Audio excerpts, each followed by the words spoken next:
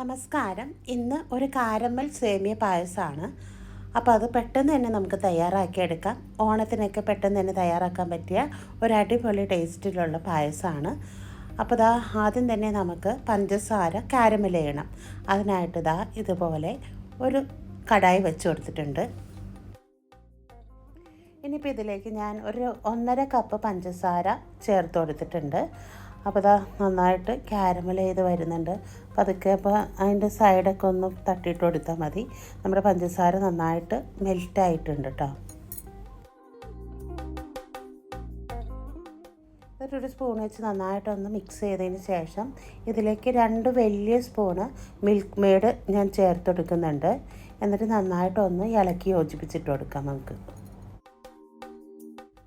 പിന്നെ ഇതിലേക്ക് ഞാൻ ഒരല്പം നെയ്യ് കൂടി ചേർത്ത് കൊടുത്തിട്ടുണ്ട് കേട്ടോ. നെയ്യ് ചേർത്തത് കാണിച്ചിട്ടില്ല. അപ്പോൾ ഞാൻ കുറച്ച് നെയ്യ് കൂടി ചേർത്ത് കൊടുത്ത് നന്നായിട്ടൊന്ന് മിക്സാക്കി കൊടുത്തിട്ടുണ്ട്. ഇനിയിപ്പോൾ ഇതിലേക്ക് 1 ലിറ്റർ പാലാണ് കേട്ടോ ഞാൻ എടുത്തിരിക്കുന്നത്. അതിൽ കുറച്ച് പാൽ ഒഴിച്ചെടുത്ത് നമ്മുടെ ഈ കാരമൽ എഴുതി വെച്ചിരിക്കുന്ന സിറപ്പ് കുറച്ച് കട്ടകളൊക്കെ ഉണ്ടാവും.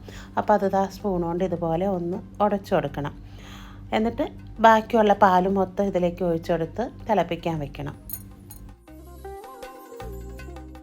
അപ്പോൾ ഇതൊരു ചെറിയ തീയിലിട്ടിട്ട് മറ്റേ അടുപ്പിലേക്ക് മാറ്റി വെച്ചിട്ടുണ്ട് കേട്ടോ. ഇനിയിപ്പോൾ അടുത്തത് ഒരു പാൻ എടുത്ത് വെച്ചിട്ടുണ്ട്. അതിലേക്ക് പാൻ ചൂടായി കഴിയുമ്പോൾ ഒരല്പം നെയ്യ് ഒഴിച്ചെടുക്കാം. എന്നിട്ട് ഇതുപോലത്തെ സേമിയാണ് കേട്ടോ ഇവിടെ കിട്ടുന്നത്. അതിങ്ങനെ മുറിച്ച് ഇതിലേക്ക് പാനിലേക്ക് ഇട്ട് കൊടുത്ത് ഒന്ന് വറുത്തെടുക്കണം. ഇപ്പോൾ നമ്മുടെ സേമിയം ഏകദേശമൊക്കെ ഒന്ന് ഫ്രൈ ആക്കി വെച്ചിട്ടുണ്ട്. ഇനി ഇതിലേക്ക് ഒരല്പം വെള്ളം ഒഴിച്ചെടുക്കാം. 1 കപ്പോളം വെള്ളം ഉണ്ട് കേട്ടോ. അത് ഒഴിച്ചെടുത്തിട്ടുണ്ട്. ചൂടുവെള്ളമാണ് ഒഴിച്ചെടുത്തേക്കുന്നത്. എന്നിട്ട് നമുക്ക് ഈ സേമിയ ഒന്ന് വേവിച്ചെടുക്കാം.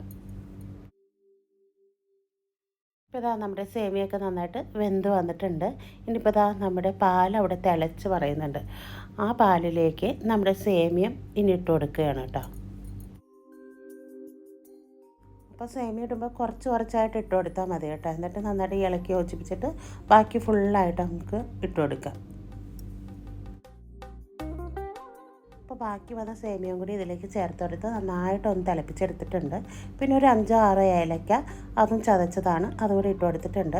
പിന്നെ ഞാൻ നെയ്യിൽ കുറച്ച് കാഷ്യും മുന്തിരിയൊക്കെ വറുത്ത് വെച്ചിട്ടുണ്ട്. അതും കൂടി ഇതിലേക്ക് ചേർത്തെടുക്കുന്നുണ്ട്. അപ്പോൾ ഈ തോണത്തിന് അടിപൊളിയായിട്ടുള്ള കാരമൽ പായസം റെഡിയാക്കാം. അടുത്തൊരു ഓണ വിഭവമായിട്ട് വരുന്നത് വരെ എല്ലാവർക്കും ബൈ.